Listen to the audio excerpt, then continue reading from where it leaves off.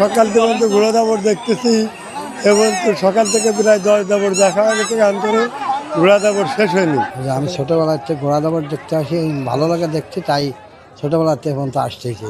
ছোটোবেলা থেকে আমি শুনে আসছি এই মেলাটার বিষয়টা, যে এটা প্রায় 1 থেকে 150 বছর আগ থেকে এই গ্রাম বাংলা ঐতিহ্য মেলাটা হয়ে আসছে আর কি।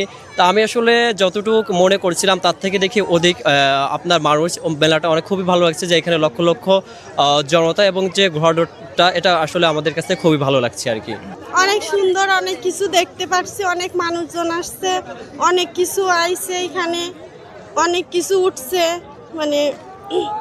আর সবচেয়ে বিশেষ করে হলো সবচেয়ে ঐতিহ্যবাহী হচ্ছে ঘোড়া দাবড়, ঘোড়া মানে ঘোড়দৌড় মেলা।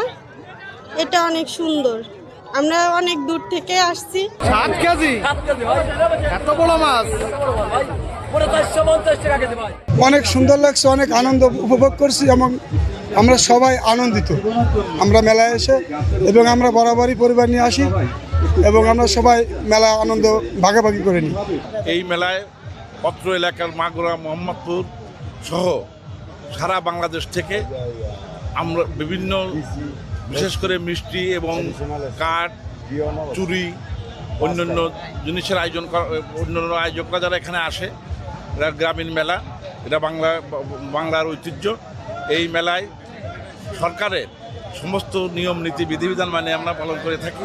অন্যান্য বছরের থেকে সুশৃঙ্খলভাবে আমাদের এই মেলায় মানুষ আসা যাওয়া করে এবং আসছে, এবং এখানে অবশ্যই কোনো ধরনের কোনো বিগত দিনেও কোনো ঝামেলা হয়নি।